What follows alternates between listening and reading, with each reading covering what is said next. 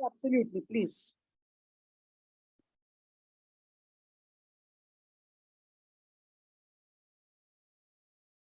Very good morning, everyone, and a warm welcome to all the esteemed representatives of SDMA'S, State IAGs, UN agencies, NGOs, and all other humanitarian sector for joining us today for the regional multi-stakeholder consultation on preparedness for the upcoming monsoon and heat wave, especially in the central India. We are privileged to have such a distinguished gathering of experts and professionals who play a very vital role in the disaster management and response. So the significance of this session cannot be overstated. By bringing together stakeholders from Maharashtra, Gujarat, Madhya Pradesh, Chhattisgarh, Orissa, West Bengal, and Jharkhand, we have created this unique platform for collaboration and knowledge exchange. It is actually an opportunity for us to learn from each other's experience, understand different state plans, and identify areas of synergy to enhance a collective preparedness for challenges posed by monsoon and heat wave. Before starting, at this time, I would like to take some time to express our deepest solidarity with the tragic incident that recently occurred in Orissa and which claimed the lives of several innocent people. Our thoughts and condolences go out to the affected families and communities.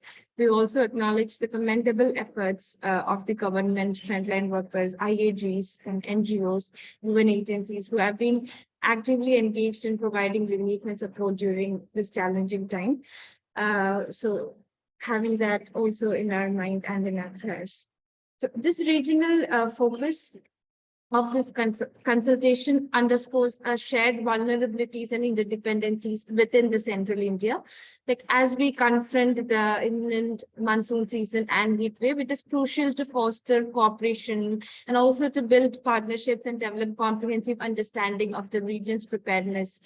By pooling our resources, expertise, and best practices, we can definitely strengthen our collective resilience and ensure an effective response to emerging threats. So I would like to once again express my heartfelt gratitude to all the speakers who have joined here from the government, IAGs, NGOs, and also the UN agencies.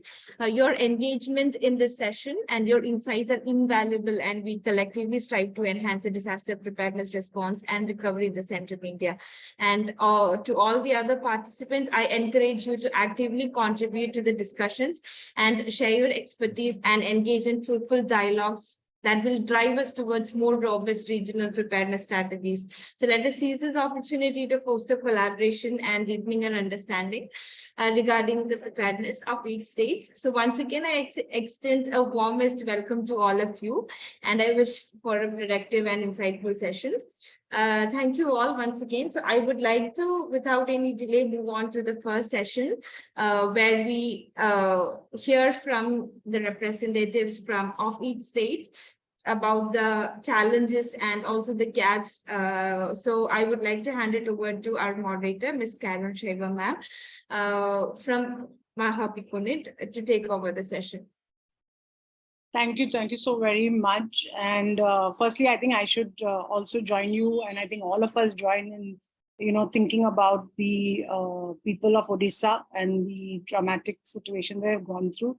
It's a reminder for all of us of how important it is that we focus on disasters and emergency preparedness. So, and of course, the absolutely unbelievable role that emergency social workers, ground people, the work that they do at that point, and even people who are not even involved in emergency on a normal basis, the way that they come forward and take up responsibilities and, work shoulder to shoulder, I think is amazing. It's an inspiration for humanity. So thank you once again for each and every person who's here, because you're equally involved in so many such issues across the world.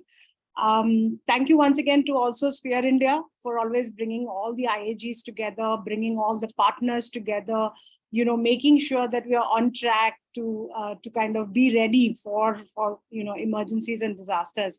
So I think that's a great role that Sphere India is playing to ensure that we are all coming together.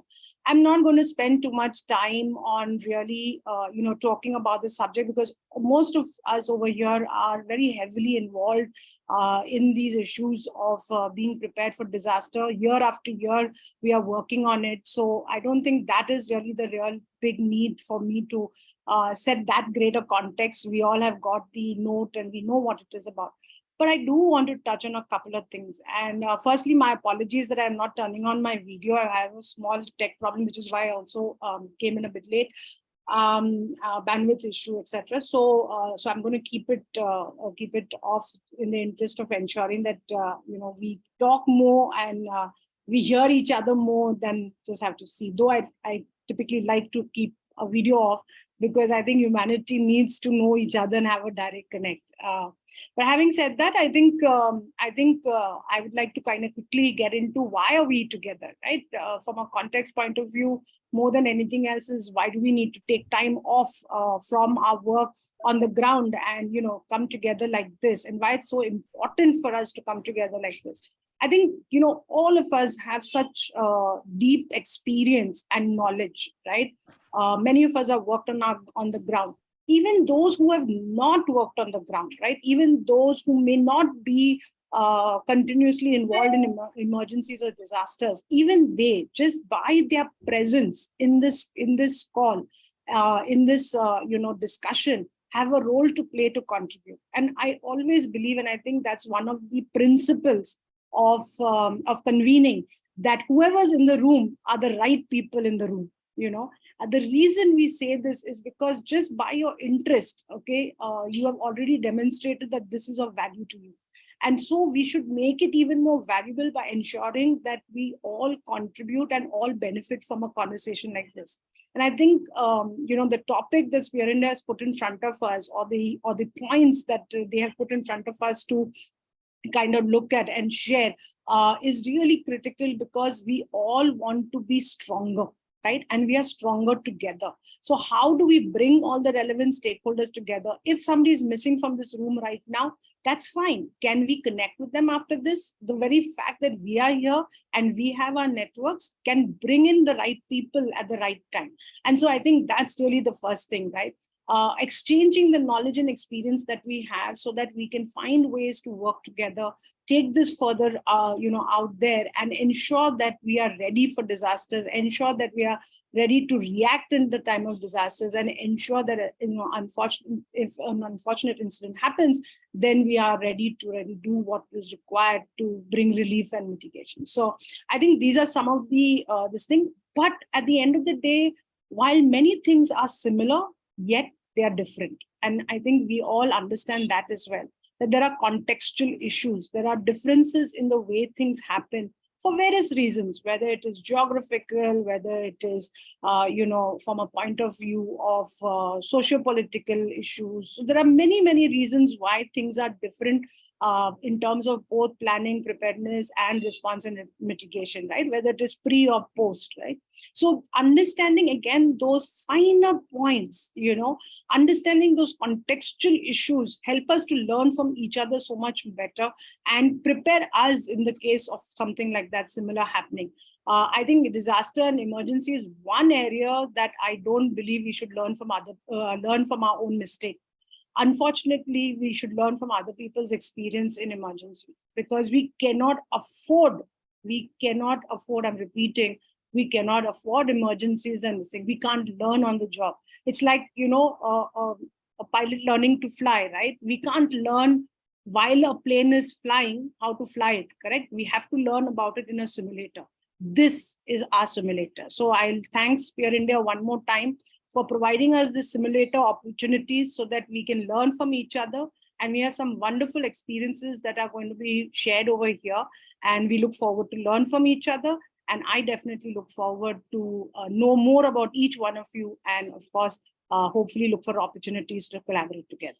Thank you very much.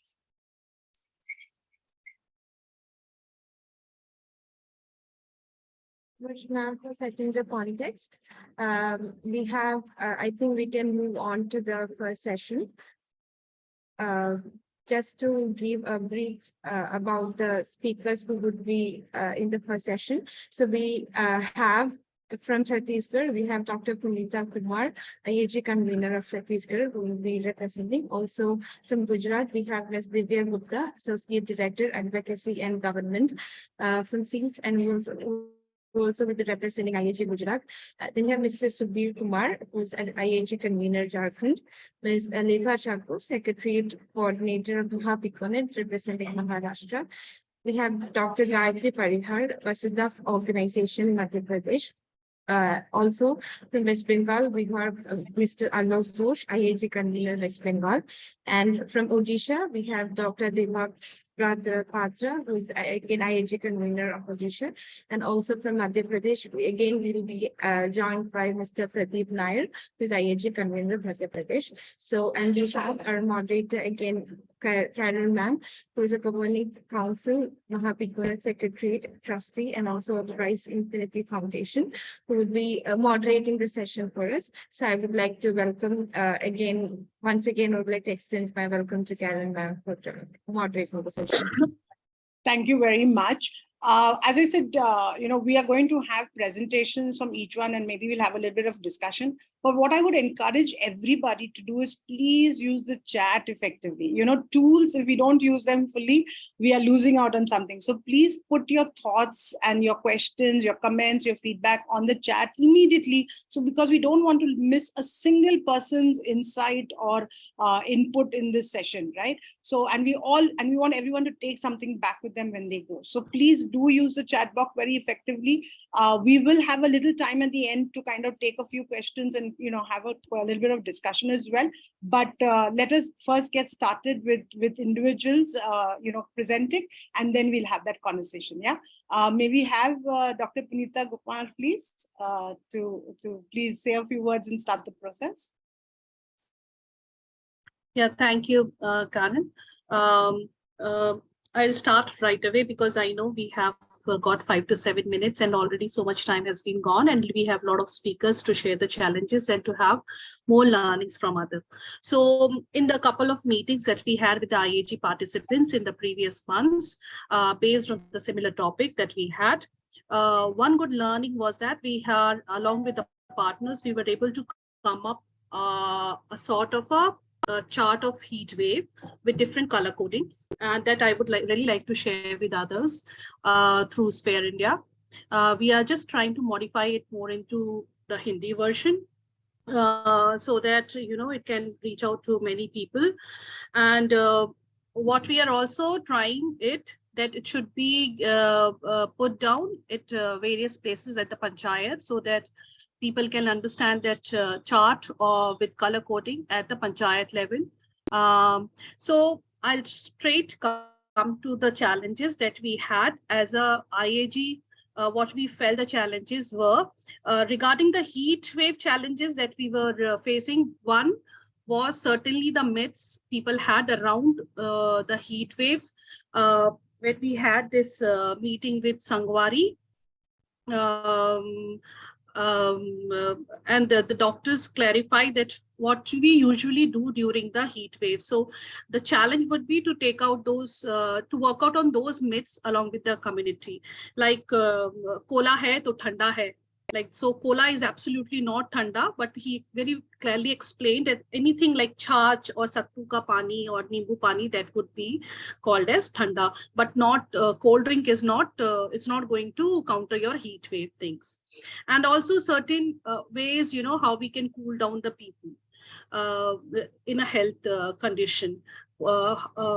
Usually people put a hot water bag or hot water something on the forehead, but that's not, that may not be very useful. But how, during that thing, how he told that, putting the cold water thing under your armpits and along in the leg area and all that, how it brings down the temperature. So health wise that. Then certainly the other aspects, we were also the challenges working hours for the laborers. during this weather season. So this would be a policy change that we really need to push as IAG Chhattisgarh, because of course there are a lot of laborers, daily wage laborers who work during the day hours, peak hours, and how we can push on in the policy to counter all these things.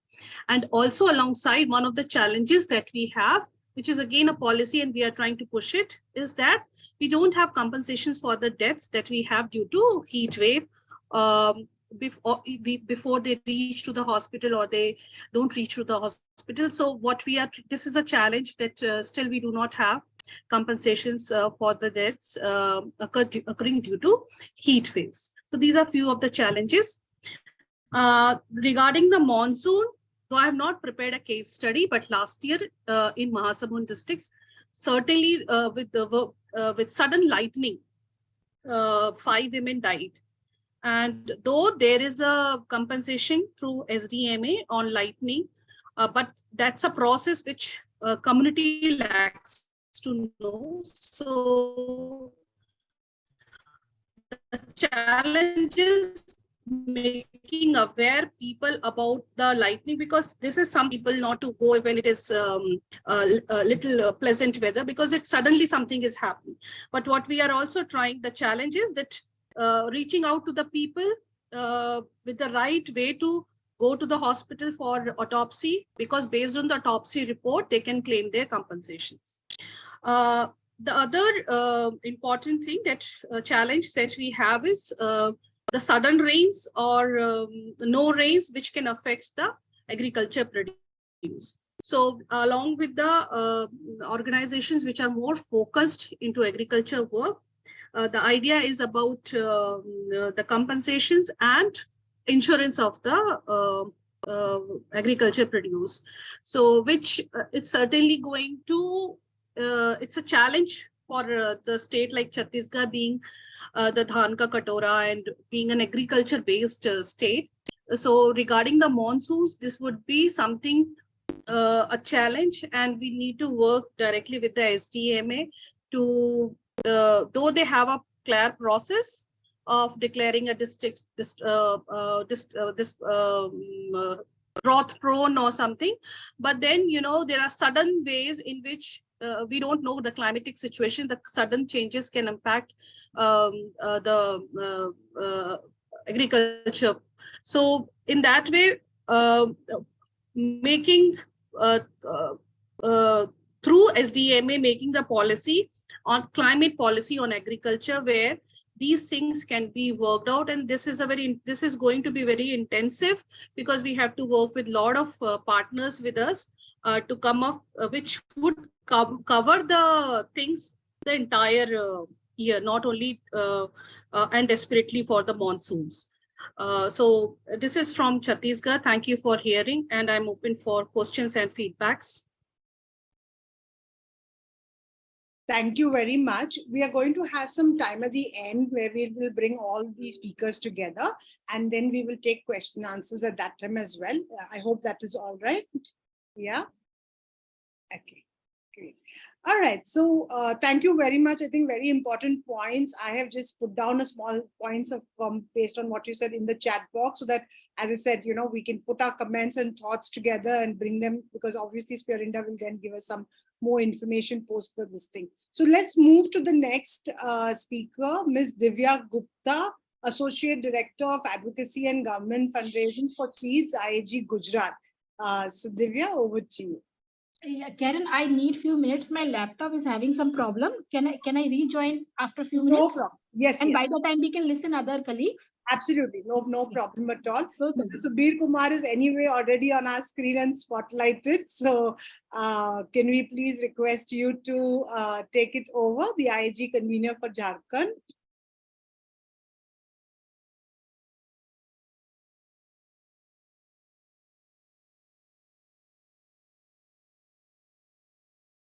All profiles will be put in the chat box, I think. So yeah, please go ahead.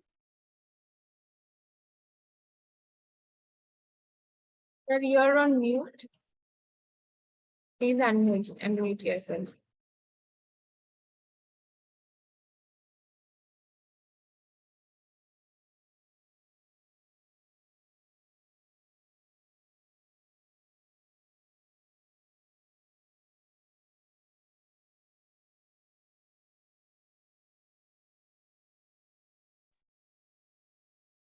So can you unmute yourself? Can you? Yes. Am I audible? Yes. Am I- Yes. Thank you. Thank you. Yes, please go ahead. Thank you. Thank you, Sphere and entire team of organizing this wonderful experience sharing. And the objective has already been defined very well, that how we are going to learn from each other. I'm having a bit longer presentation, but I'll cut it short, keeping in the time in the process. So I think the objective of the session is that how we have experienced last year and how we are taking the learnings further in this current year. So the request to further proceed the slide, please. Then I'll consolidate while discussing it. Please forward the presentation.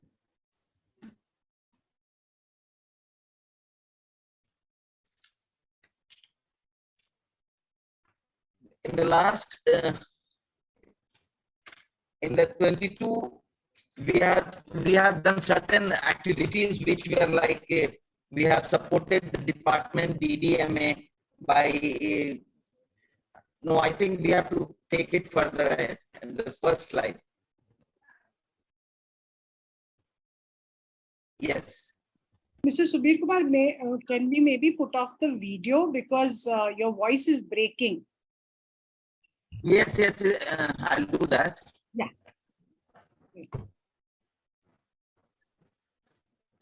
Is it okay now? Hello? I think better. I think better.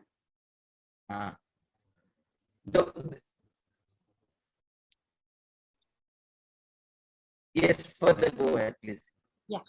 In the first 22, what we did, because Jharkhand is a unique state in the sense that it has got 5 divisions and 24 districts, and all the divisions are very unique, and so the challenges remains very different in all the 5 divisions. So and unfortunately, our state has SDMA, DDMA, and block level functionaries involved in the process, but no, it is being run by the different people, not directly by the SDMA directions. So all the DCs are basically involved in the process. How, and we have a challenge to interact with the DCs. So SDMA is, in the nutshell, SDMA is not functional. DDMA is also functional, but with the DC's involvement in the process. The last year, what we did was we involved ourselves with the support of UNICEF and the multi-hazard and functional district map. We have made it, and the planning for entire year we made it. DDMP we prepared with the support of UNICEF.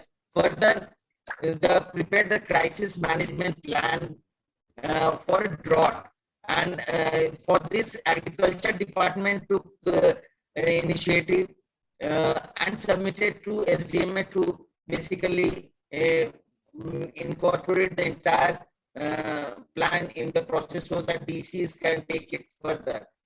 And the IAG had an important role to play in every district they visited, and the responses for the follow-up and responses, they were involved in the process. The network had a hard time to do that. So last year experience was really very hard for us, and further this year we had a plan to overcome those things. For activity wise, we had a meeting with the IAG network to strengthen the Aapda Mitra, which is a recent hired staff in the Santhal Parna division. So it is a very new thing to Jharkhand, but it's not functional because of that capacity building process has not been undertaken the way it should have been. Further, with the all limitations which we have already discussed with the Sphere India in the national level meeting also. So last year we met and decided that if we have a institution, independent institution through which IAG Jharkhand partner with the corporate and other thing. So the consensus was to how we are going to establish an own registered organization so that we can directly need-based proposal can be developed and for the different issues. So this was a consensus developed, and further we are in the process. Maybe this year, within a month or so, we will be having a net registered institution of Jharkhand, so that directly partner with the corporate and funding agency directly for the need-based thing. So because of the uniqueness of Jharkhand, we have a very little area which is flood affected, very little area of drought. Likewise, division-wise, it has been segregated. So we have planned that all the specialized institutions, those who are working in the Palamo for the drought, like different areas, different agencies who are taking things up. So these were certain experiences we had last year. Next slide, please.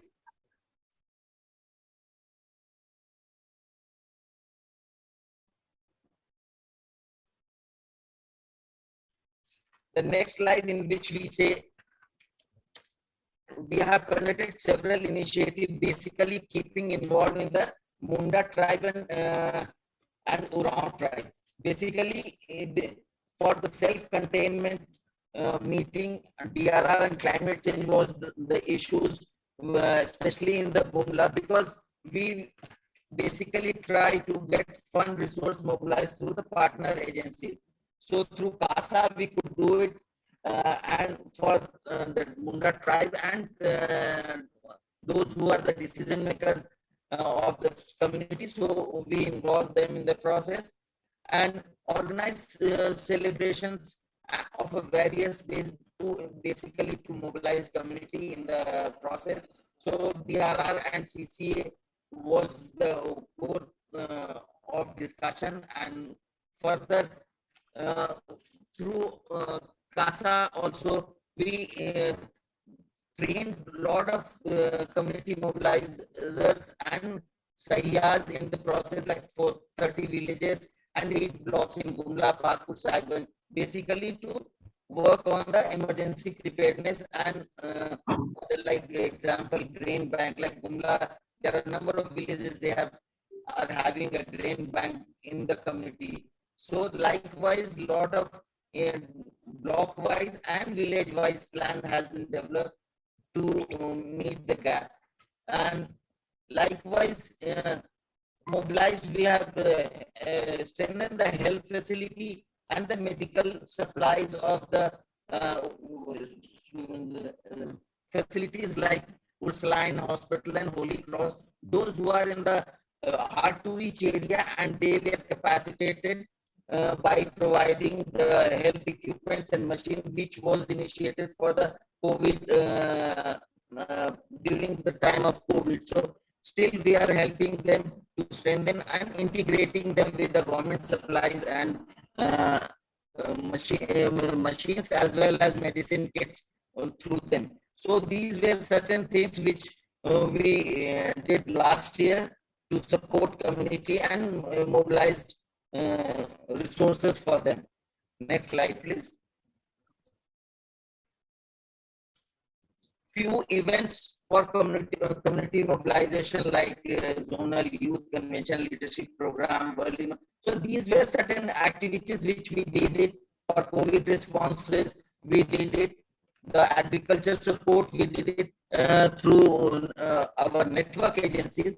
Why I kept this as a discussion point? Because from the government, other than their emergency need, because they decide with themselves and the district, but from the community side, we could do certain activities to mobilize community and resource generated from the funding agencies to address the need of the community. Next slide, please.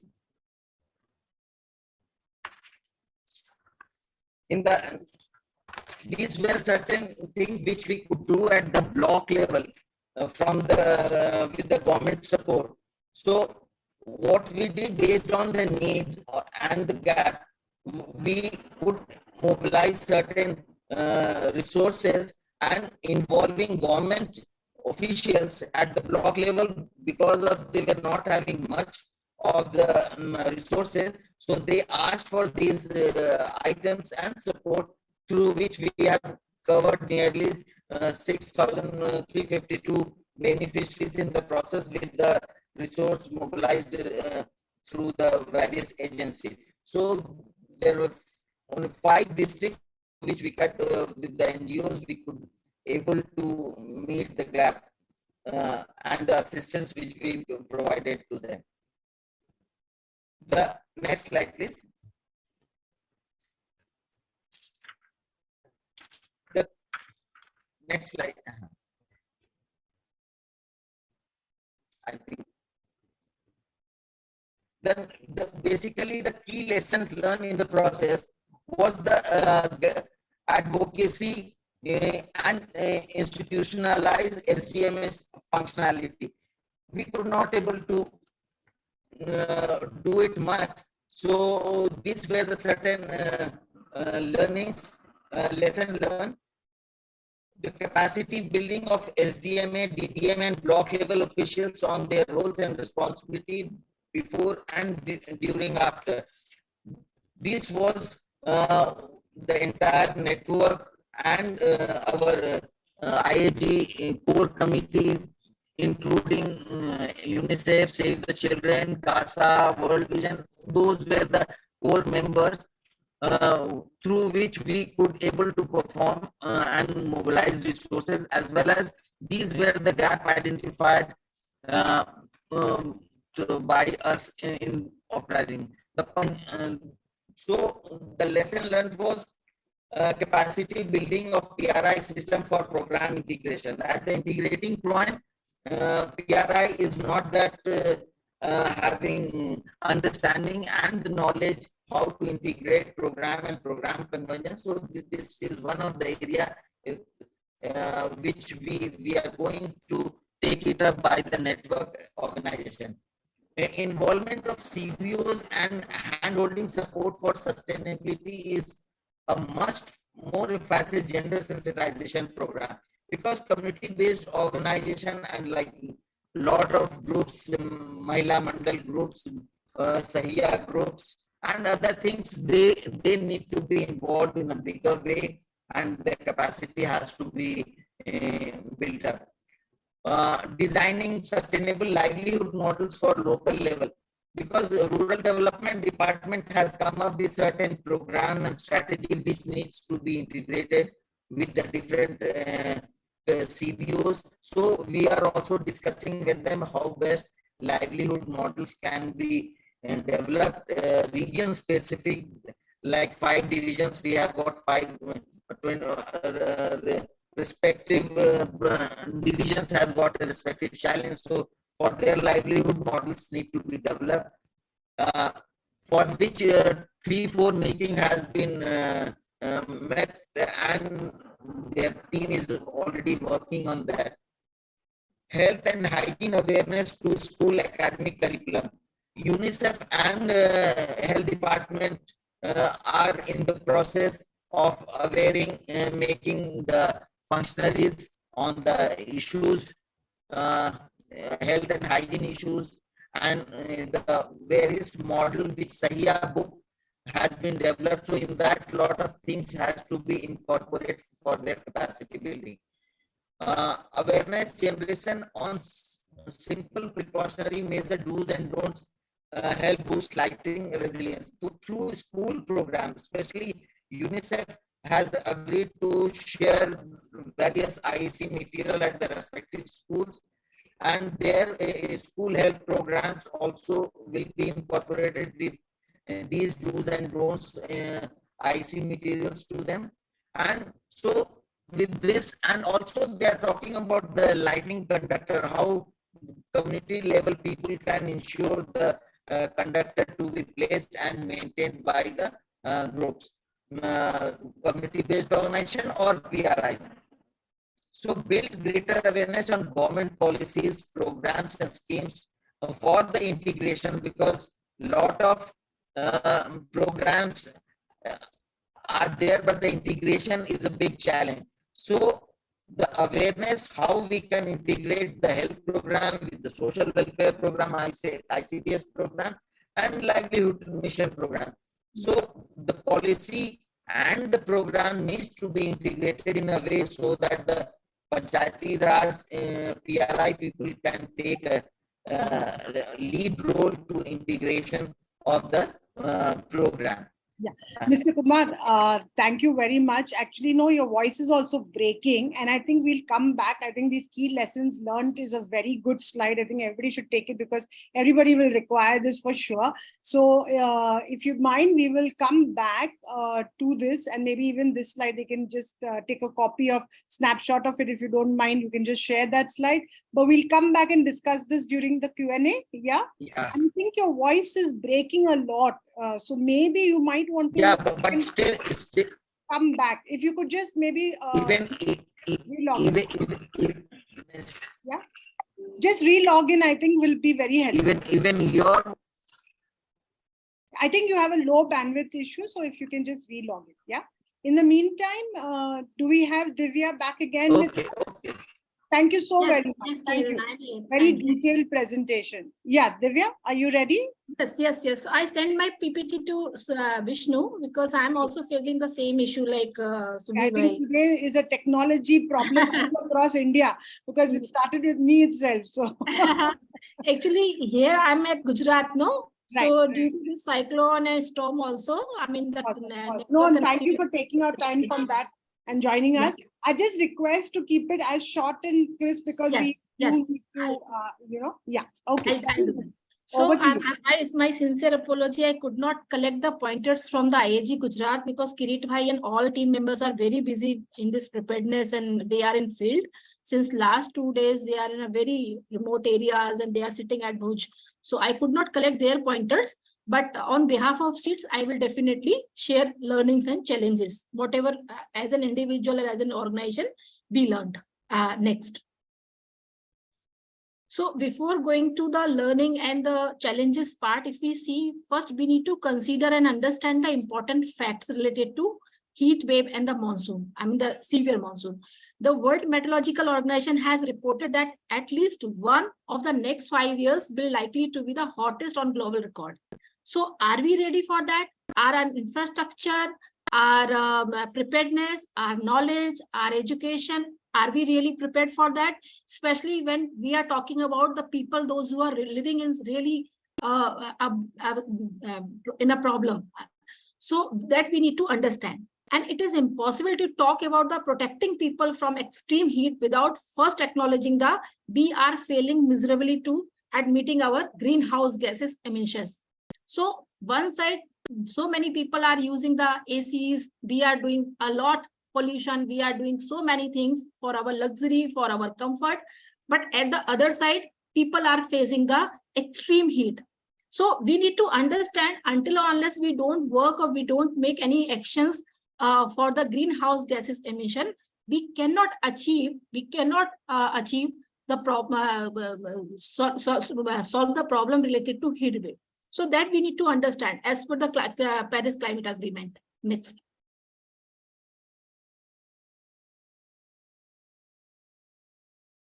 So we all know and we have seen this like global average temperature have already risen for 1.1 degrees centigrade.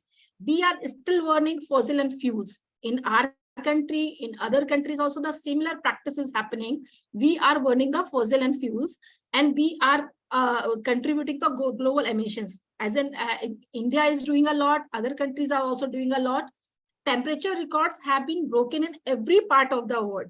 And once in a lifetime, earlier it was like a once in a lifetime thing, but now it is happening in every year. We are facing the extreme heat. We are facing the extreme rainfall.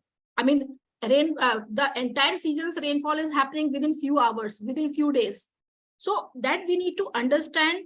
We are at the situation where we are not just handling the heat wave or the monsoon, we are handling extreme heat wave, extreme monsoon. And we all know about this study done for the 50 years period, to like 1,41,000 plus people, they lost their life due to extreme weather in India within that 50 years time. And out of these people, 17,000 plus people, they lost life because of the extreme heat only. So that we need to understand, and based on that, we need to work. Next. So now I'm coming on my main topic, that is challenges for the heat wave and monsoon preparedness in India. So as a humanitarian organization, every day, every time we are getting messages, we are getting information related to early warning. But the farmers, the people, those who are living in a remote areas and is in urban context, if we see those who are living in a slums, are they getting the early warning messages on time? First thing, are they getting the messages? Other thing, on the time. If after event happened and they are getting the messages, there's no point. So first we need to strengthen our early warning system, where last mile person can receive the information very well on time in their own language, in their, as per their own understanding, based on their education, based on their exposure, based on their strength.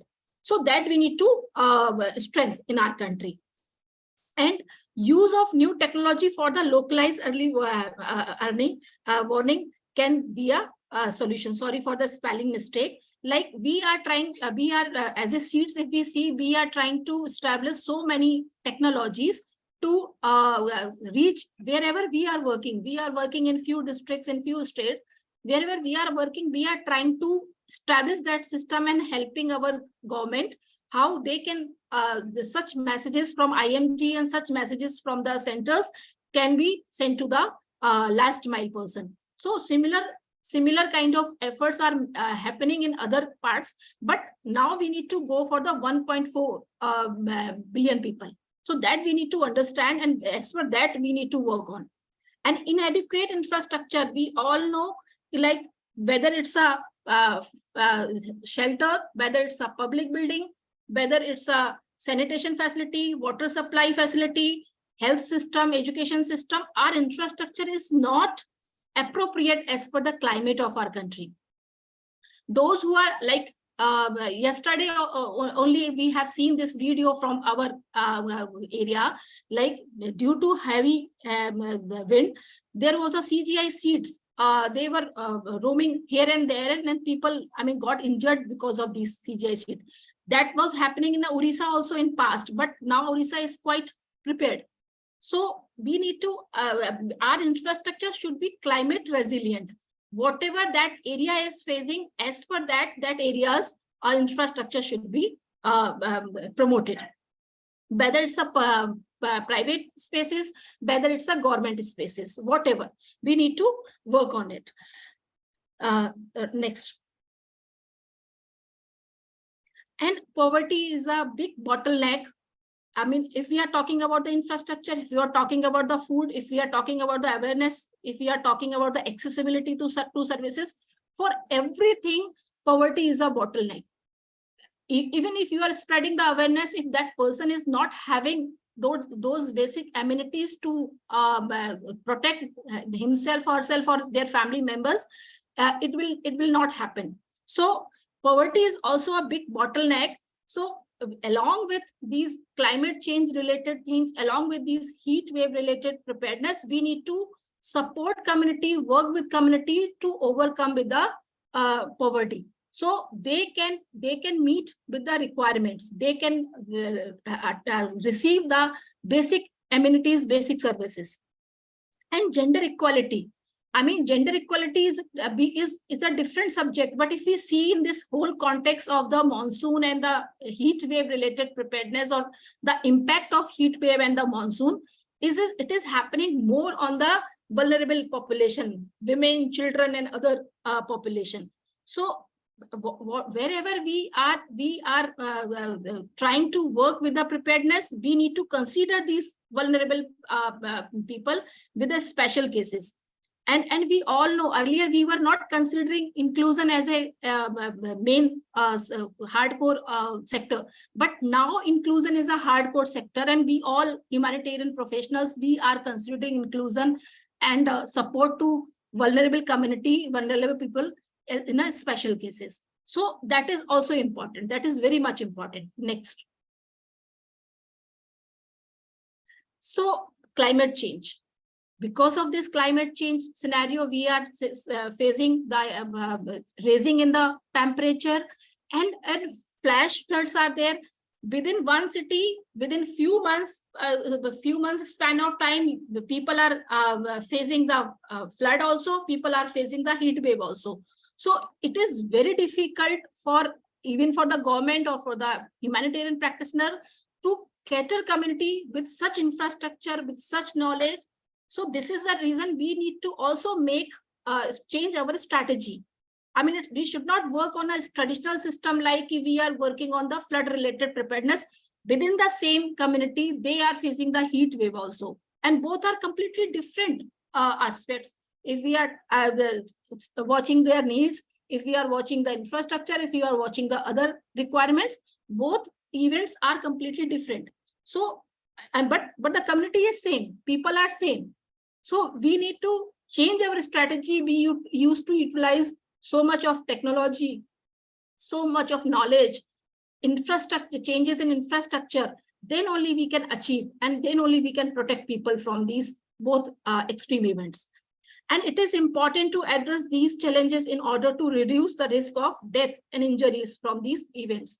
And many times records are also not there. Especially in case of heat wave, Punita ji was also telling ki the people are even in the within our health system, which particular deaths is happening because of the heat wave, it is connected with the other disease. So even we are not having the proper record how many deaths are happening because of the heat wave, how many deaths are happening because of the monsoon and other monsoon related events. So that data is also a problem. So we need to make our system, our health system, our grassroots functionaries, our service providers, make them understand what kind of how they can maintain their data, and that data can help all the decision makers. Next. So how together we can improve our heat wave and monsoon preparedness? That was not my topic. I just have taken some few points. I'm sure my other colleagues are already talking about it. Improve our early warning system, like localized risk informed and target early warning based on the risk. Local communities should get the information on time.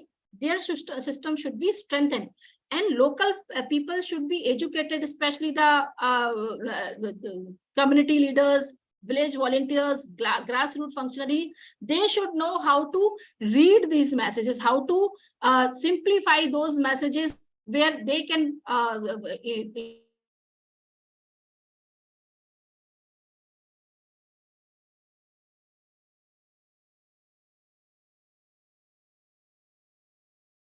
very less cyclone shelters. Now we are facing the problem because cyclone is about to come. So we need to invest in infrastructure in that way where we can protect people from this kind of extreme events, and promote gender sensitive policies and programs. Wherever we are talking about the climate change, wherever we are talking about the heat wave, wherever we are talking about the monsoon, we need to understand, we have to see that gender lens, everything from the gender lens. Like yesterday when BSF, government and NGOs, they were rescuing people from the Kutch and area. Many pregnant women, they require the additional support. Like the man who is 20 or 25 years old, he easily can be evacuated. But the woman who is 8 months pregnant, she required the special attention. So we need to understand, we need to see these things as per the gender lens also. And reduce greenhouse gases. I was already telling about it. until or unless we will not pay attention on the reducing the greenhouse gases emission, we cannot achieve our target. We cannot mitigate the efforts of the climate change. And there is need to raise, intensive awareness. Each and every person, from a small child to the old age person, everyone should know about the climate change. Everyone should know about the impact of these extreme events. Everyone should know about how they can protect themselves and their family members from such events. So until unless we can't achieve such things, it is very difficult for us to protecting the lives. Next. So this was all because of the time. I have not taken so many things, only the crisp from all that. So if anybody is having any question, I'm available. Thank you so much, Divya. Thank you. We will move on. I think there's a lot more still to be done. And yes, of course, we need to focus on the topic. So let's move ahead, please. Thank you. Our next speaker presenter is going to be, Lekha Chako from Mahapiconet. Lekha, please, as short and crisp as possible. Sure, ma'am. I can tell my team member that. Thank you so much. First of all, I would like to thank Sphere India for inviting Mahapiconet to share our learnings, the learnings and the challenges that we faced over the last year. I hope my screen is visible as of now. Before sharing anything else, I would like to just go ahead and share what exactly is Mahapiconet, because Mahapiconet is like the unofficial IAG of, we are not an official IAG of Maharashtra. So basically Mahapiconet started during the lockdown period, the COVID lockdown period, and it was facilitated by UNICEF. And as of now, we have 158 official members from all over Maharashtra, and it is a volunteer-based membership. We don't ask for any fee or anything to be a member of Mahapiconet. And as you can see over here, this is our journey. We, in the initial year of 2020 to 2021, we started as Jeevan Rath, which was basically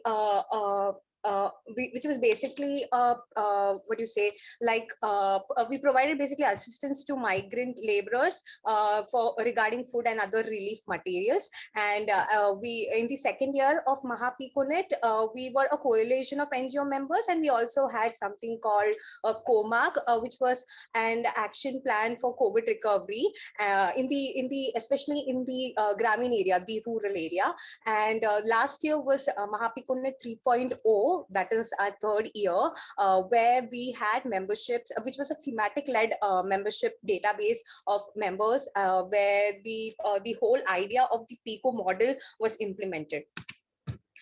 So Mahapiconet basically have 4 thematic areas, that is housing and basic services, so social protection rights and entitlements, skill development, employment and entrepreneurship, and the 4th one is climate change adaptation and community resilience. And we have members from exactly all the 36 districts of Maharashtra, which is like a very great achievement.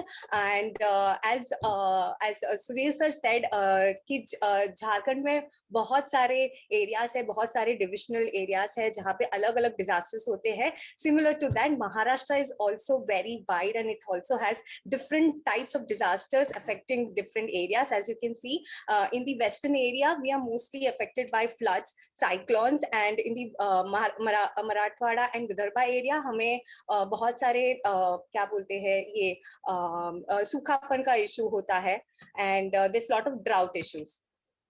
Now, I would like to also present how exactly Mahapiconet works. So in the planning and preparedness phase, we exactly have like an 8 governing council members. For each thematic, we have 2 governing council members. So they are basically our advisories. So we take their advices and we prepare SOPs so that can be used for quick responses. There are a lot of meetings that takes place, be it in a governing council level meeting or our general body meeting for regular coordination and updates to know what exactly is happening on the ground with our members and what exactly we can do to implement things for a smooth running. And for preparedness, we also have conducted a lot of trainings. In the last year, in the month of December, we had a residential training in Pune based on thematic areas of Mahapiconet and integrating it with the Spear Handbook. So it was a very interesting training which made our members learn more about how can things be implemented on ground, keeping in mind not just the development aspect, but as well as the disaster management aspect. We also conducted virtual trainings of ENA, emergency needs assessment. The main achievement, the main highlight of this training was that this training was conducted in Marathi, which is the local language of Maharashtra, because of which a lot of participation happened. Many participated from the grassroots level, and it was basically a success because people from all over Maharashtra actually attended this meeting, and they gained knowledge from it. We also conducted few of webinars as and when required. For example, we conducted webinars on measles because there was a sudden rise in the measles cases in Maharashtra. So at that time, we also conducted measles webinars. And one more thing that we did was the translation of IEC materials. During the last year's heat wave, we realized that certain disasters, IEC material for certain disasters were not available in the local language. So looking at the need of the hour, we decided to take it upon ourselves to translate the available do's and don'ts which are provided by NDMA. And we just made like a very nice poster, as you can see over here. And we shared it with our members, which gained attraction, and it was shared by so many people. And we realized the need of the hour because having the material, the basic do's and don'ts as part of preparedness and sharing it with people, it reaches the grassroots level, the last end person. So it was like one of the major achievements that I believe that we did in the last year in the planning and preparedness aspect. Then with respect to response, what we do is we disseminate alerts and news taken from Mausam IMD, also from the Sachet app right now, which was inaugurated, which is the National Disaster Alert Portal. And there's one more thing which is called the National Disaster Emergency Management Portal, where we get all the news related to disasters and which can be shared with our members so that they can prepare themselves. Apart from that, we also prepared situation reports for the heavy rainfall that happened in the month of July in Maharashtra last year. We have also supported Spear India, especially for JRNAs, with respect to monsoon, the heavy rainfall flood, and as well as a heat wave. Now, the relief activities, major of the relief activities were done by our members in collaboration with us. In the month of July, there were heavy rainfalls in Mahabaleshwar. Rekha, we need to move ahead quickly. Okay, ma'am. Gaps, yeah. Sure, ma'am. Sure, ma'am. So as I mentioned, we have done a lot of relief activities in collaboration with our members, and they have reached more than 3,000 households who are the beneficiaries for all of these activities. Now, one of the major things that we are doing right now is having a community platform for our members, which is called Mahapico Kata, which was launched, and now it will be implemented in the coming week or so, so that all the members can come and interact with each other and have successful collaborations. Then the challenges and the gaps that we faced as a new IAG was at the partnership level, the entrepreneurship level, and the citizenship level. So in the partnership level, we realized that there was a need to mainstream disaster risk reduction into development programs. And for that, we also need to strengthen the humanitarian development nexus. And at the entrepreneurship level, we realized that we don't have like a genuine list of vendors and suppliers, and which is required actually during the responses for disasters.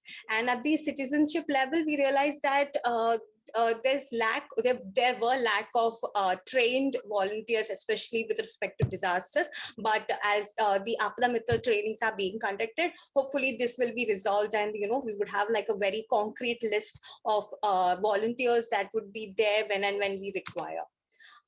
So we also share our learnings, our members' achievements and everything via our social media websites, social media accounts. So these are social media accounts. And thank you. That's about it. Thank you so much, everyone. Thanks, Lekha. I think sharing our PICO model and how we have issues at each level in the model itself, I think is a learning for others. Thanks a lot. Okay, in the interest of time, we really are running a bit late, so I would really request everyone to be as on the time limit and stick with that. But yeah, very quickly, Dr. Gayatri Parihar from Vasudha Organization, Madhya Pradesh. May we have it, please?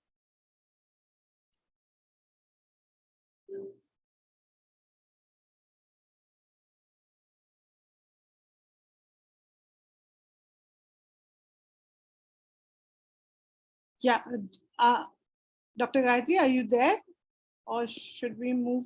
Is she there?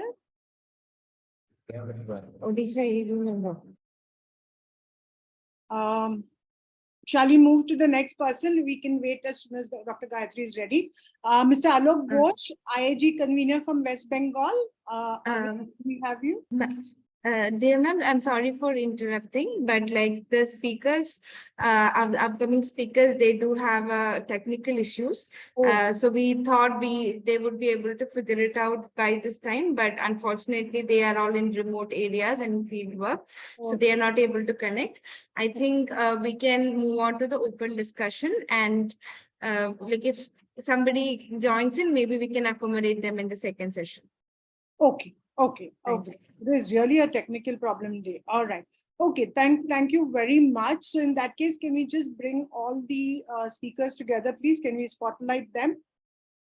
I'm not seeing too many questions in the chat box, so I'm hoping that we will have here the opportunity to ask questions. People can raise their hands and come in, or if there's nobody speaking, can just unmute yourself and come in with any specific questions. Can we spotlight all the presenters, please? I will start with, yeah, can we have everybody here? I will start with Dr. Punita in the interest of time while others are joining us. You spoke a lot about compensation, claims, insurance, and we all know that that is so critical. And also, Mr. Subir Kumar also spoke about, creating awareness around government schemes, etc. How do we do this? How do we strengthen this so that the geo-NGO coordination also happens? And at the same time, nobody is left behind, right? Because the schemes are there, the money is there, and yet we see that the relief does not reach the right person. So please, if you could come in on that. Thank you. Thank you, Sharon. But before answering your question, I would humbly just forward that we should always stick to the topic in the favor of doing justice to the topic, because, then we miss out the learnings and challenges from other states. Introduction of those organizations can be also sent to us in a written format via Spare India in the next webinars like this. Very good suggestion. Yeah, thank you. Please do not feel hurt about it, but absolutely. In favor of every suggestion is very valuable. Every input and feedback is extremely valuable, and we will definitely incorporate that along with Spare India for sure. Thank you, Sharon. Coming back to your idea, I think there is a lot needs to be done in coordination with the SDMAs, because they already have a lot of funds allocated for it. But the challenges of each state's challenges are also, they need some types of technical supports. They also need some types of hands at the district level, at the larger level, which IAGs can provide them. District IAGs can also coordinate with them on these areas. The other thing which I was talking about was policy changes needs to be done, which has to be done based on the studies or short researches and some sorts of assessments, which could help the SDMAs also to come up to a factual decision to come up with certain policies, policy changes and policy recommendations. Why this is needed, a factual base, and why this is a challenge, because we have started gathering the heat stroke data very recently. It was not happening before 2012 or 2014. So these kinds of data, heat ka data, and the wind and agriculture pattern, that agriculture department is doing very well. So we need to connect with different departments in order to have a very comprehensive data to come up very factual information for policy recommendations. Certain things can be done based on whatever is presented, and certain things surely need small studies which could be done along with the organizations who are already into this sorts of research. So there may not be need for mobilizing funds for the research, and we stick to creating resilience in the community and have a resilient infrastructure. That's all from my side. Thank you. Great, great. Thank you very much for sharing that. I think definitely we need to kind of ensure that more people who need to avail of government schemes definitely get the benefit of it. And also, of course, insurance, very important. And also what you mentioned about agricultural insurance, I think that's another thing where most of them are not at all aware and need to get that support, right? So great. What about Mr. Subir Kumar? Sir, is your audio become better? Can we have you highlighted as well? And if you would like to come into the conversation.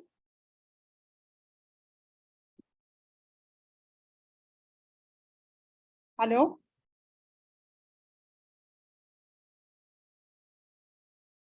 Hello?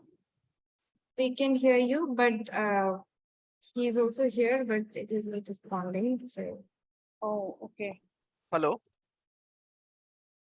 Yeah. Punita, are you asking me? Hello. No. We are asking Subir Kumar from Jharkhand. Sorry. Yeah, to just kind of come in. Otherwise, Divya, would you like to come in? Divya? Hello. Okay, yeah, Mr. Subir Kumar, yeah, I think I didn't get what really I should respond on. No, I said, would you like to add anything to what you have said earlier? Because there was the challenges and gaps that you had as a slide, right? Which we did not have time to go through at that point in time. Right. Now we have that time. Would you like to just say a few words on that? Right. Even pull up that slide if required. Would you like to do that? Yes, further, yes, 2 more slides was there, Okay. like challenges and recommendation which we had. So if Vishnu can yeah, Vishnu, if you could show up that particular slide, maybe that'll be a good thing for us to just go over very quickly before we move to the next this thing, and then we'll close. Yeah, it will take 2-3 minutes to. Okay, very quickly. Yeah, sure. Yes. So if the challenges we really faced during the process, like last year. Next slide, please. Next slide. Yeah. Okay. The entire team felt, the network felt that the lack of public resources and technical know-how at the state, district, and local level to manage COVID. This was really a big challenge, and on that we really had to face a lot of capacity building programs with the support of Spare India as well as UNICEF, and our network also did hard time to just the resources and technical know-how to explain the and the supply of the PDS system and the stock was limitation, hence resulted to a lot of NGOs has to mobilize resources from the private providers and the funding agencies also to ensure the supply of the PDS. So no established communication channel and the various stakeholders. So there was a lot of limitations that how to communicate with the community level institutions and the various stakeholders to mobilize resources as well. The mobility restrictions and the compromise program is due to COVID. This was a real big challenge, that mobility from the state level, the technical team could not able to go and train the people at the community level. So that was some of the challenges. And a few behavioral issues was there, like liquor consumption myths among the beneficiaries. Like people used to talk about, no, after having this traditional drink, and this will help them to overcome the COVID challenges. So there were some myths were there, and the communication could not be established to make them aware. So few challenges we had to face for the especially hard to reach area and unserved area. The recommendation for the further, we could do it like we asked a lot of NGOs and agencies to supply fund for IEC and for DRR and CCA. So these were some of the agencies could, like CASA and the small piece, they could able to do it. World Vision could do it something, but due to SARA challenge, there were lot of challenge agencies could not able to do after even commitment. So proactively decisions and policies and direction to the convergent department. So even the last slide also we discussed that there at the PRI level, it is really we have to work hard to involve PRI in the process so that the convergent action can take place at the community level. Involve, empower, and enable network. We need to strengthen our network also, since we do not have resources to do lot many activities. Hence, it was also discussed that we should have IG Jharkhand should have their own funding mobilization plan, and then so the further we thought of like we should have our own registered body so that we ourselves can need-based plan can be made and funding can be mobilized. Farmers should be motivated on the installing Damini app, and so these were certain recommendations for which rural development department and agriculture department were met. How best we can farmers cooperative and other people are involved, and to take up the challenge of the thundering and lightning strikes in their respective area. Thank you very much. Yeah, thank you very much. Is there, we can, helpful. We need to move to the next session now, but I think these challenges faced and recommendations are definitely going to be very helpful. Thank you. Okay, over to you again. Thank you. Thank you. Yes. Thank you so much. Thank you so much, ma'am, and thank you to all the speakers who have effectively talked about the challenges faced by each state and also the lesson learned and gaps. So I think we can quickly move on to the next session, where we will be hearing from different speakers representing different states on the strategies, actions, and advocacies. So basically, they'll be talking about the state level monsoon and heat wave preparedness plans, and also what are the roles and collaborative action plans they have to prepare for this season, the heat wave and monsoon season. So I would like to invite all the speakers and also our moderator for the session, Dr. Punita Kumar, IAG convener of Chhattisgarh, to moderate the session. So listing out the speakers, we have Shri Apaso Dulraj, Director, Disaster Management Unit of Maharashtra. We welcome you, sir. So we have, again, we have Mr. Vishal Vasani, Emergency Officer, UNICEF Chhattisgarh. And we have Ajay Singh, sir, Consultant, UNICEF Jharkhand. And also finally, we have Mr. Omkar Ongil here, Risk and Resilience Specialist, UNICEF Orissa. We welcome all the speakers, and also I'm handing it over to you, Dr. Punita. Thank you, State India, and thank you for welcoming all the respected guests and all the respected speakers. I really look forward for the strategies, action, and advocacies. And this is a humble request to all the speakers. We would really like to hear and learn from all the speakers, and in light of that, I would really expect that we should take time as allotted, 6 to 7 minutes, and I will try to just raise you before 2 minutes.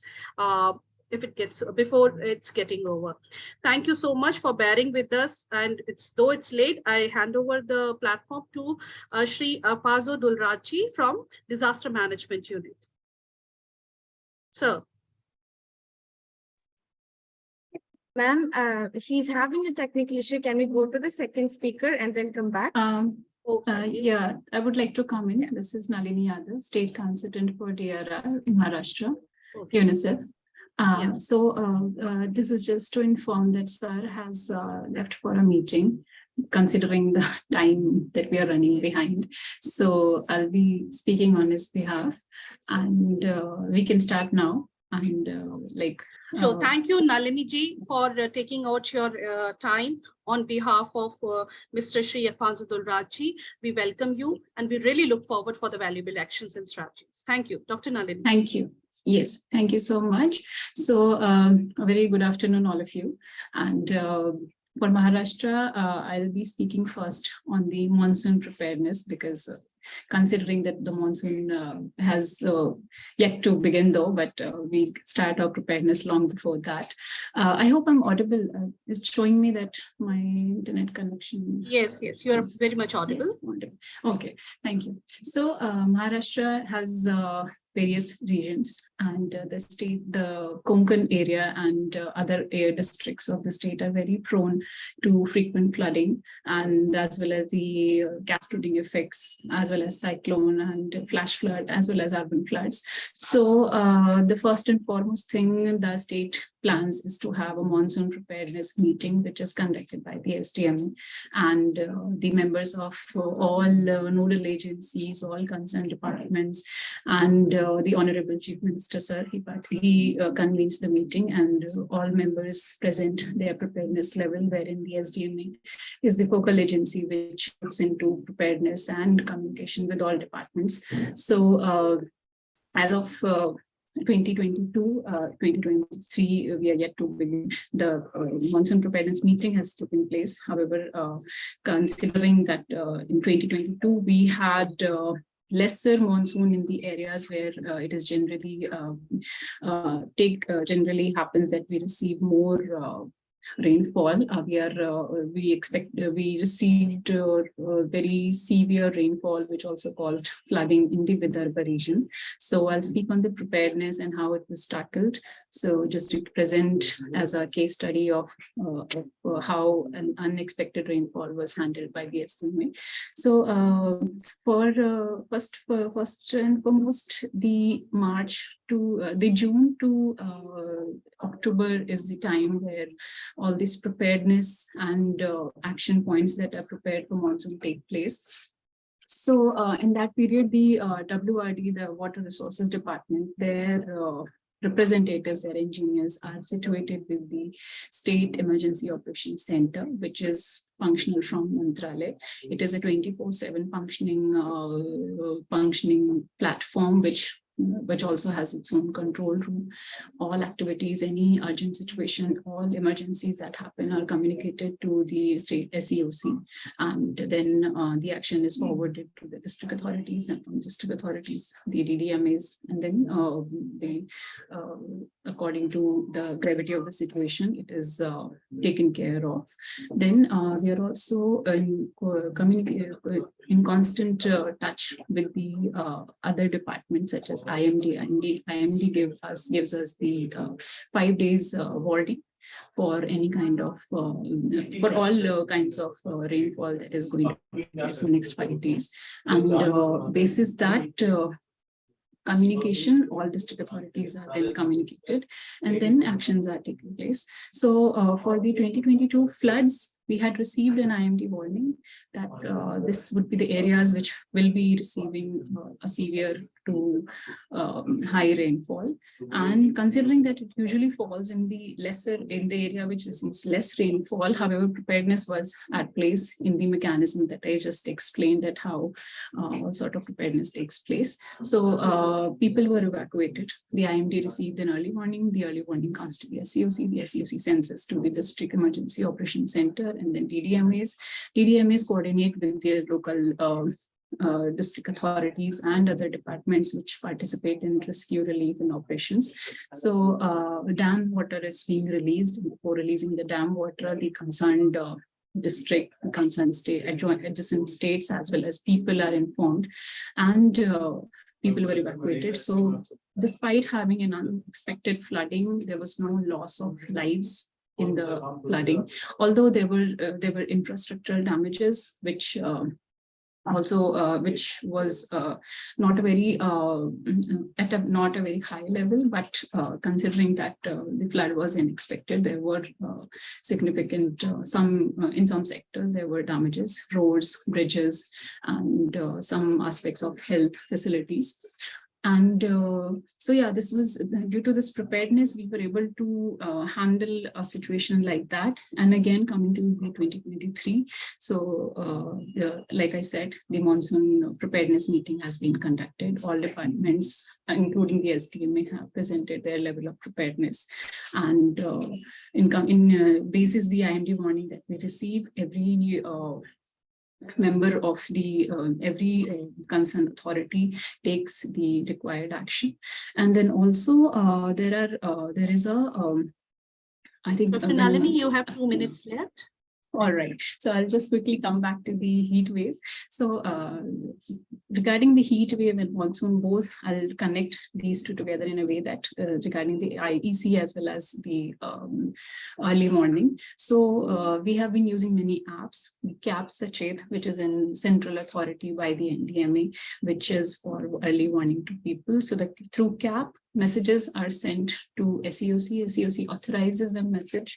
Then we translate it to local language because it goes to entire population. So many people might not be able to understand if we write in just English or Hindi. So we try to write the message in Marathi, in Hindi. This is the area where we are sending it to Mumbai. We try to keep it in both, in all languages, in English and Marathi, so that people are able to understand it. If we are sending that message to rural area, it is sent usually in Marathi and as well as in English, so that authorities that are reading that message is also communicated properly. For heat wave, since considering that we have lesser time, I'll come to heat wave now. So heat wave, Maharashtra has its own state action plan for heat wave, which has analyzed the heat wave data from 1992 till 2022, since the plan was prepared in December 2022.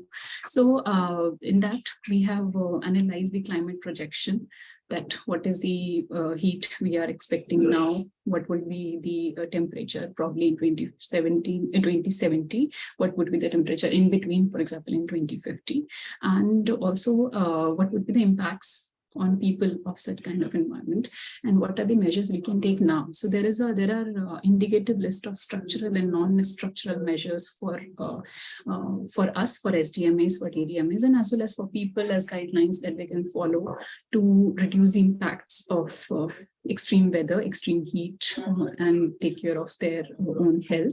So even the district authorities are advised to reduce the people who are working, such as people who work for NREGA, people who work open in the field. So people above the age of 50 are advised not to work between 12 to 3 p.m., which is the highest where the high temperature is usually recorded. And also open more gardens, have more green areas, have more have white roofs, which are which reflect the heat, so that the buildings or hospitals, they are usually prefer to have a white roof.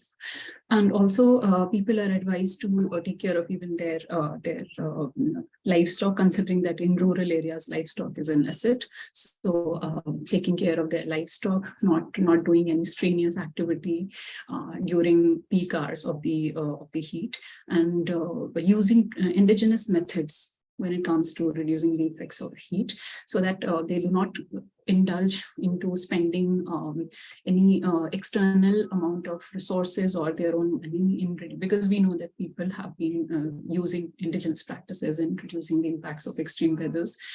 So they are promoted. And then I think somebody also spoke on the IEC on heat waves. So the state also has advised all DDMAs to release the IEC material. Yes, release the IEC material in local languages, and all districts. Maharashtra has about 15 districts which are prone to extreme heating. So all those 15 districts are advised, and they do these practices have been taking place, that the IEC related to heat wave, the do's and don'ts are published by the district authority, by the DTMAs in local language, and put up in common areas so that people, general population, is able to see those advisories and follow it. So yes, I think I would like to conclude now, considering the time, and this is what Maharashtra has been doing when it comes to monsoon and heat wave preparedness. Thank you. Thank you, Dr. Nalini. You very much made up to time, and we got a lot of information. And in order to summarize it, very glad to know that one of the challenges for the past few years that was that government agencies in themselves do not coordinate. But here we can say see that in your presentation that there's a lot of preparedness among the various government departments like IMD, where you are exchanging a lot of information for better coordination and networking and providing the best to the people, and along with the local district authorities. And really glad to see that the preparations are still on the way. And this really congratulations on the apps for the information and providing it in the local languages. And a very remarkable thing that you have told me, it was not in my knowledge, that Maharashtra government has been having the heat data from 1992. So which would be very helpful for us in order to work on certain policies, as you also mentioned about the working hours for the labor class. And yeah, the action plan is there on public domain. It is in Marathi language, so it might require some translation, but it is there in public domain. So. Yeah, thank you so much. I now request, thank you, Dr. Nalini. I now request our next speaker, Mr. Vishal Vaswani, as he's an emergency officer from UNICEF Chhattisgarh. So, Mr. Vishal, the floor is yours. Thank you. Yeah. Thank you, Punita. Thank you so much. And I would summarize very, very briefly. Even I will not take that much time. So this is a status I have got from SDMA, that, and also because UNICEF works very closely with the department, various department on disaster preparedness. So for the heat wave, state heat wave action plan was prepared in collaboration with the department some 5 years back. But the good part is this year they have now making district heat wave action plan, which is right now prepared in 27 districts out of 33. Which is a very good sign, because Chhattisgarh is largely affected by heat waves. Then as in compensation, I would like to say that Punita, government has already announced the compensation of ₹4 lakh for the death under the heat wave. Now technical problem is that in the postmortem report, the death due to heat wave is not mentioned. Either it is because of diarrhea or something else, or a stroke. So indirect, maybe the heat wave is the direct reason, but because the immediate reason is something different, so people do not get that compensation. Now here, department is also collecting the data for number of deaths and affected people for analysis, but I'm not sure where they're going to use that. Now, based on that, we every year we work with department to issue advisory before the heat wave, which is already done. Now here, the advisory is also pushed by education department and health department to their respective district chapters, and there is a detailed one. So Rahul is there with us. He supports us in drafting the heat wave advisory for education. Apart from that, Chhattisgarh has a program called Mukhyamantri Shala Suraksha Karyakram, in which every Saturday is observed as a safe Saturday, where twice we have done this activities and video was released and activities were done for heat waves, in which more than 40,000 schools participated. We have also got many written reports from various schools and districts. So that is for the heat wave. And under the flood preparedness, flood advisory has been issued. Control rooms has been activated 24/7, especially with focusing on 11 districts which are flood prone, including 5 districts in Bastar and also Raigad, Bilaspur, the urban districts. Then flood preparedness review meeting was taken by the Chief Secretary of the state with all the collectors, and he has given all the necessary instructions to the collectors. We are waiting for advisories by education, WCT, and health for the flood preparedness. So that's from our side. And now here, one thing I would like to tell is that the profile of Chhattisgarh in terms of disaster is very diffuse. Even in terms of flood also, the terrain we have, the water do not remain for a long, like in 4, 5, 6 days, it has gone. So till the NGOs or till the government comes into action, it is gone. The scene is cleared. We are also pushing right now department for issuing a separate advisory for relief camps, which is very important. So that's from my side. Thank you very much. If you have any question, I can answer that. We'll have a separate session for that. Thank you, Vishalji, for making it before time. And I would also personally request if you can share the links or information regarding the compensation due to heat strokes, or whether it's on the website of SDMA, would be very helpful for I'll do that. Chhattisgarh for the dissemination. Thank you. Sure. Yes, please go ahead. Vishalji, you have something? Nothing. I was saying I'll share that compensation one. Yeah. Thank you. Thank you, Vishalji. Now I call upon Mr. Omkar O'Neill Khare for taking the session, and please share your valuable inputs regarding the strategies. Mr. Omkar is Risk and Resilience Specialist from UNICEF Odisha. Hi, good afternoon. Hi. Thanks for inviting me here, and it was great to hear the previous speakers. So talking about Odisha, heat wave is one of the major challenges here. Like yesterday was one of the hottest day which we faced, with an average temperature of over 42, 43 degrees across the state. And there is a lot of preparedness that has gone in from the state government also, and UNICEF also has been supporting the state government as and when required. So I don't have a presentation, a detailed presentation. I'll just speak and talk quickly.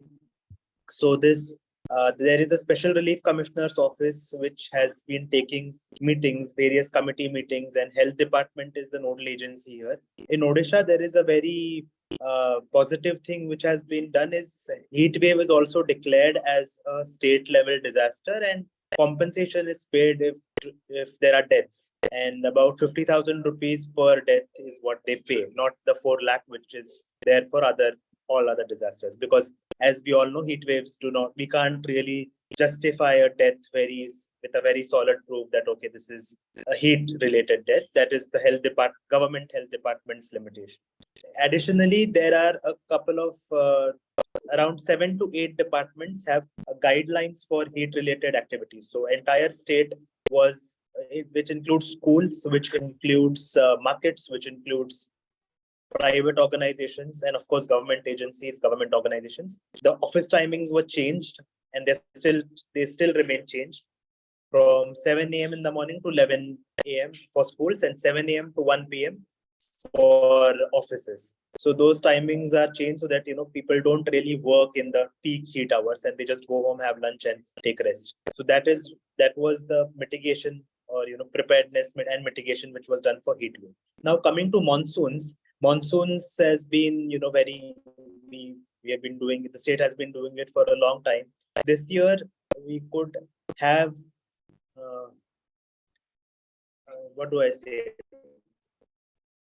sectorial monsoon preparedness meeting. Like all departments had separate monsoon preparedness meeting. This was started only a couple of years back, was not there before.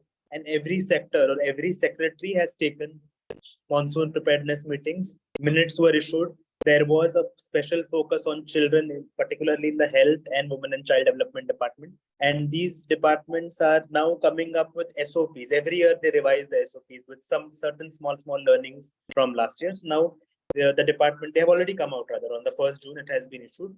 The SOPs have been issued for the field level machinery.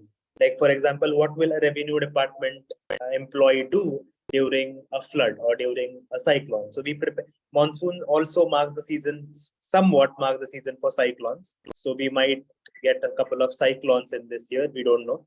We had Mocha, which came in and then went away. So these things about the SOPs are there. SOPs have been circulated, and trainings for every SOP is being done.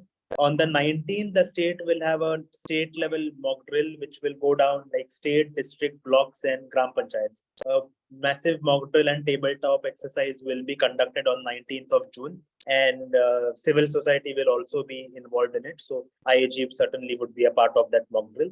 Mainly, it's a governmental mock drill where the SOPs which have been issued and in the last week of May and within the 1st of June, those SOPs will actually be tested, wherein we will see, okay, what a health department guy would do, or what a nutrition, what a Anganwadi Sevika would do.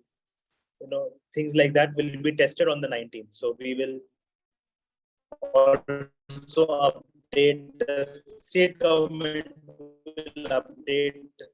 There'll be an update on the website where done over. I think question answer session is later, so we can talk again. Thank you, Omkarji. Thank you for summarizing it, the efforts that Odisha has made regarding the preparedness, and also setting us a very good example for other states for providing the compensation. If other IAGs can also learn what was the process and how it's done for the compensations for heat strokes and other things, that would be really helpful. Now I call upon Mr. Ajay Singh, consultant from UNICEF Jharkhand.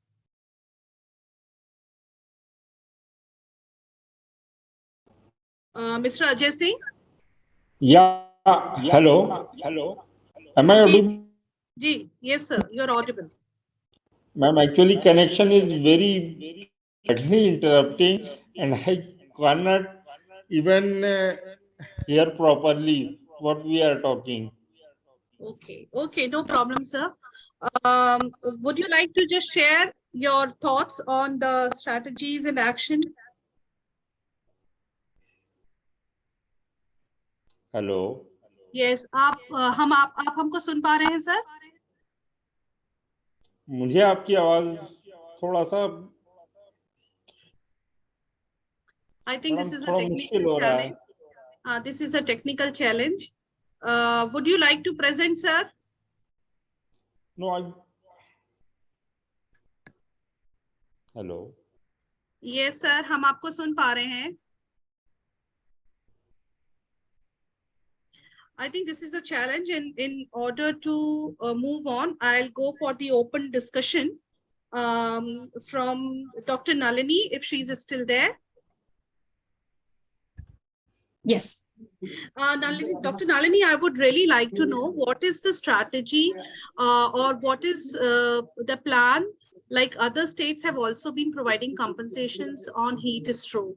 Is there something similar existing in Maharashtra, and that can also be shared with other states? And I also would like to know what is it that, which department would be more relatable for this?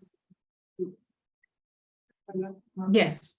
So the Department of Health is the primarily the department that looks into the heat wave issue related deaths. However, yes, it is a challenge for us to identify that if the deaths that have been caused, heat wave is an incident that takes place and can be very harmful for an individual affected due to it. However, what are the existing health conditions of that particular individual? Were they already exposed to any other, so we have in the heat plan itself, there is a pro forma for health department to issue that what was the health condition of the person 24 hours before their death. So were they exposed to any other kind of illness? What was their usual health record of a healthy individual that is supposed to be there? We are working on it. And though, yes, I would agree that we are yet to come up with the concrete strategy to decide on what are the how can we determine that this is particularly a heat wave related death, and simultaneously the compensation related with it. We are yet to work on it. Yeah, thank you, Dr. Nalini, regarding this. Mr. Vishal, I would also like to know how have been your experience with the monsoon in terms of agriculture? Okay.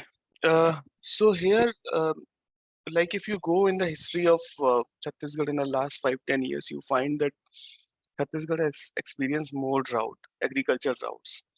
But the policies of the government somehow are supporting the farmers in terms of ensuring the insurance first. That is one. And in case of crop loss, and also they have issued now the minimum support price for all the forest minor products. So in that sense, it is okay. But one way or other, so there are two things which are contrary. So like I consider that no, Punita, can you please mute? So So sorry. yeah, no. So no development is risk neutral. So on the one hand, Chhattisgarh is doing a lot in terms of providing solar pumps to the farmers.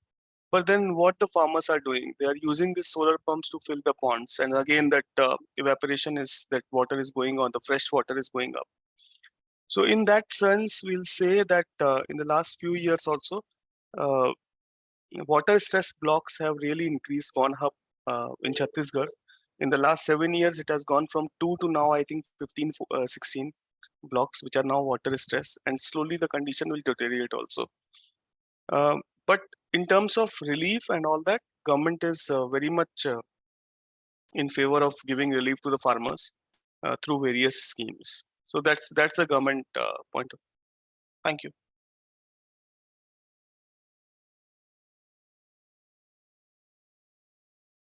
Punita, over to you. Thank you, Vishalji. Thank you, Vishalji. Because of some wind, suddenly we are having internet issues. I would request Ajay ji, if he's there, if he would like to add on something. Ajay Singh ji from UNICEF.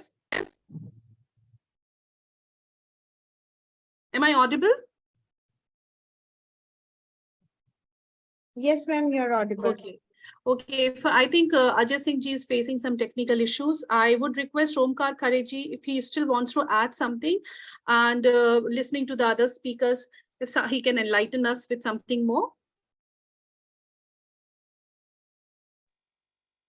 Nothing in particular to any disaster, but it could be, I could add something on cyclone, which could be taken by other states. I've worked in another state, and I see a lot of great work happening in Orissa in terms of cyclone response, particularly. So in terms of the very good thing which happens here is, once there is a cyclone warning, and once there is a flood warning, or now even tsunami, so water related disasters, the state has really, government, the Odisha Disaster Management Authority, of course there is support from a lot of other, there is UNFPA, there is UNICEF, there is UNDP, there is all these agencies are there, but the Odisha Disaster Management Authority has actually created these SOPs, and they are now working towards redundancies of these SOPs. So what we have been talking as IAG, as peer, as UN bodies, that should be done at least for one disaster, which is cyclone. And because there is redundancy for cyclone, it automatically builds certain capacities for maybe not full capacities for floods or tsunamis, but at least something better in terms as compared to no. So what they are doing is, like I said, on the 19th, there's going to be a mock drill.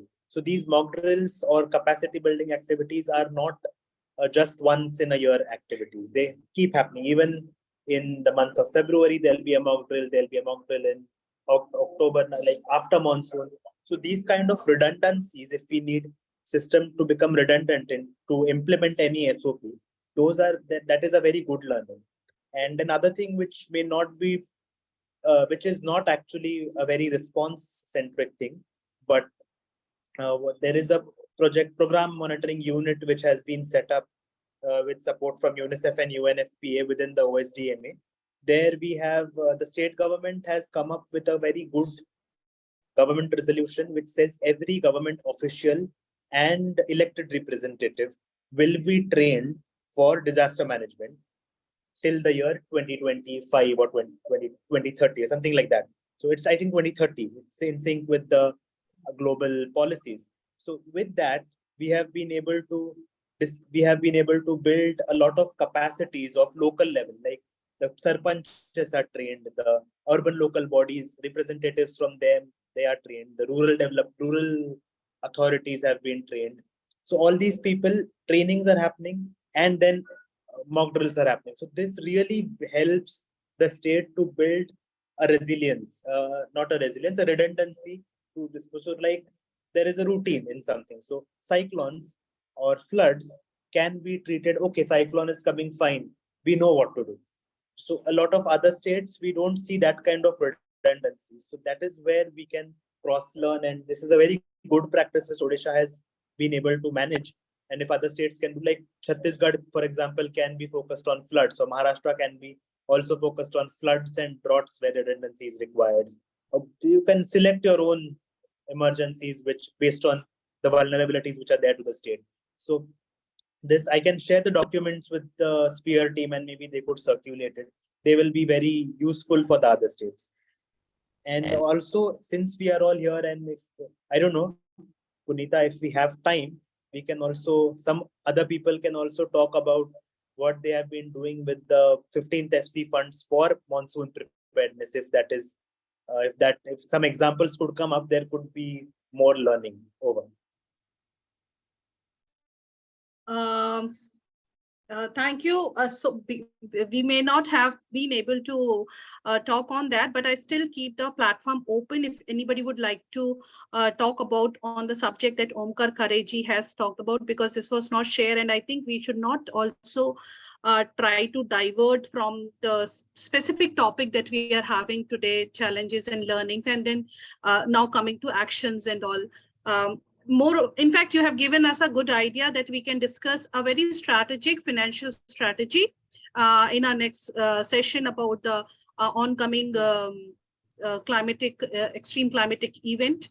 We can dedicate a separate webinar on that, and we would like to share, we would like to get more information on that so that, you know, the funds can be utilized in favor of the community and optimum use can be done.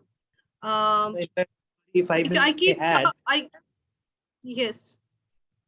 No, in fact, it is one of the biggest challenges for monsoon preparedness, because most of the states are finding it challenging to use that fund. So if somebody has a solution, maybe others can learn from it. That's why I asked that. Yeah, I think this fund has to be from this SDMA, and we discussed it. There are certain technical challenges that the SDMAs also faces, and the one of the solutions that I look forward is to provide SDM also with the technical and community level of information to them. And also they should also try to reach out to the people and CSOs to get more informations of the community level. And together we can make up a plan. I call upon all the participants, they can also add something on the topic that Omkar Khareji has raised. I request Nalini ji if she would have something to say on that.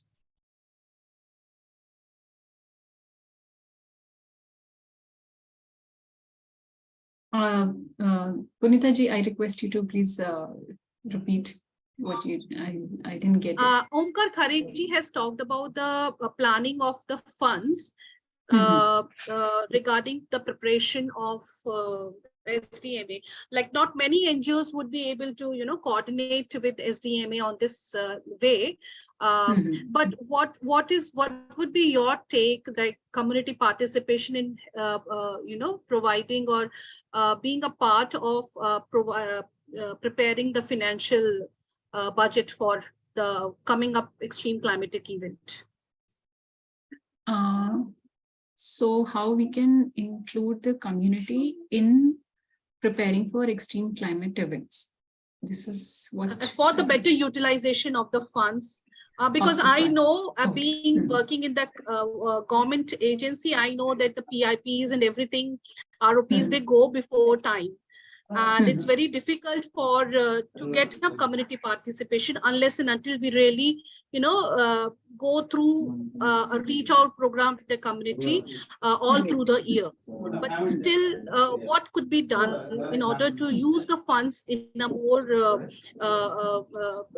in a good way that could benefit the communities? Right. One way that I see is the Apada Mitra scheme that has been implemented.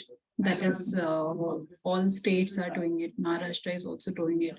Speaking of participation of the community in reducing risk, and where we also include the, new recommendations of the Finance Commission.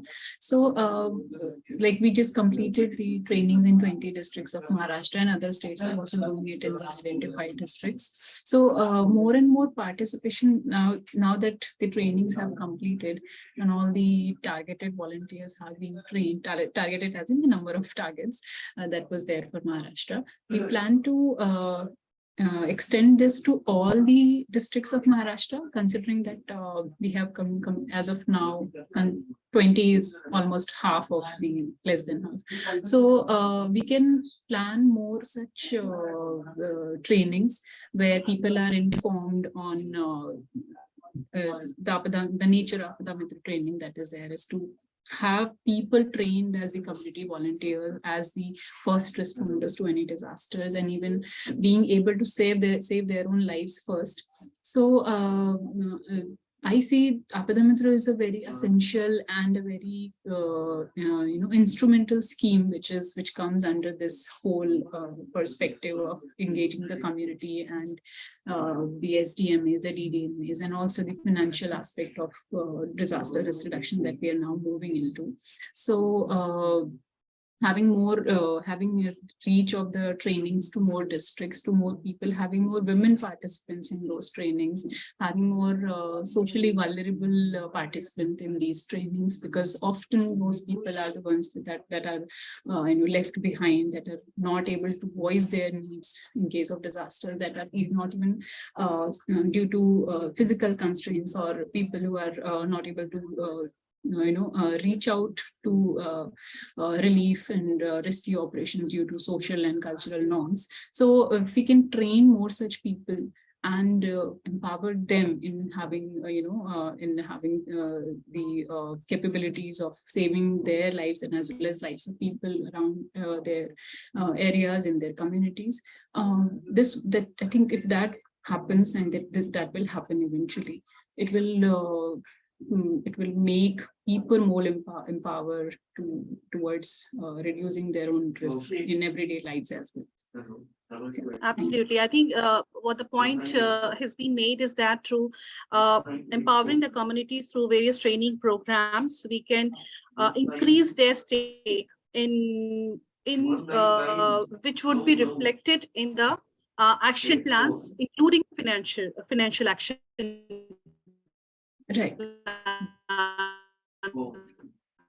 Financial budgets and all that. So you mentioned, I would also like to add something as a strategy to include through the gender perspective and from the child perspective, that certain soft skills should be also encouraged at a school level and in the community level, like climbing of trees, which is becomes very important during flood. And of course, just school-going children who have a playground and a lot of jhulas around, they get the opportunity to climb, but not in cities like urban cities. Children have trees where they can climb, and this is one of the soft skills which we should encourage as parents children to learn these kinds of skills. I think when we are talking about strategies, we should try to make it more inclusive.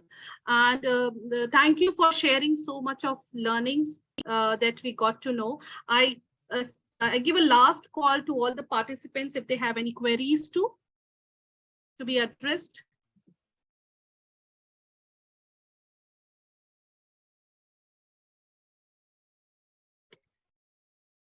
I leave it for 30 seconds. If nobody is there, then we can I can hand over the session to Spare India for the closing remarks. I'll wait for 30 seconds.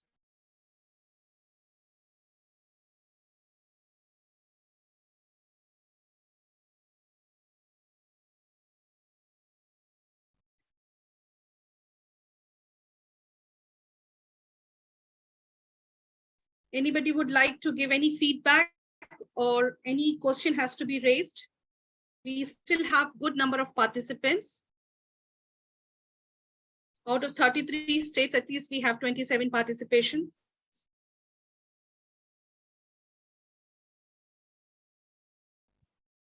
Okay, thank you. I hand over the session to Spare India. Thank you, Nalini ji. Thank you, Omkar ji. Vishal ji has left, and thank you to all the speakers. Thank you, Punita ji. Thank you. Thank you so much, ma'am. Today's sessions was very informative and we were able to learn a lot about challenges, strategies and recommendations from different states in Central India. So I would like to get into vote of thanks. I am expressing my sincere gratitude to all representatives of state disaster management authorities, IAGs, UN representatives, NGOs, various networks, and others for taking out their valuable time and for sharing the challenges, strategies, and action plans, which have provided us with valuable insights. Through this consultation, we have been able to identify best practices, explore innovation approaches, and strengthen our preparedness for ongoing heat wave and the upcoming monsoon. I would like to extend my sincere appreciation and gratitude to our esteemed moderators, Ms. Karen Sheva and Dr. Punita ma'am, for their exceptional and effective moderation for today's session.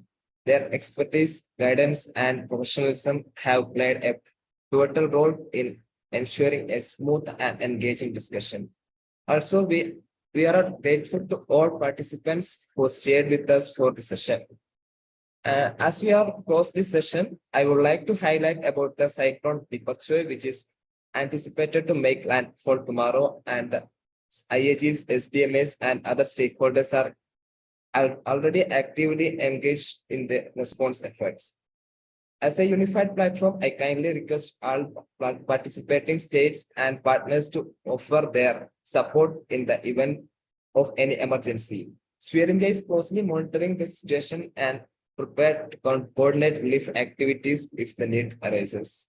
With that, I would like to bring this session to a close and express my heartfelt gratitude to all speakers participating for their valuable contributions. Let us continue to extend our help and support one another in the spirit of solidarity. Thank you so much once again to all. Thank you, everyone. Thank you, everyone. Thank you.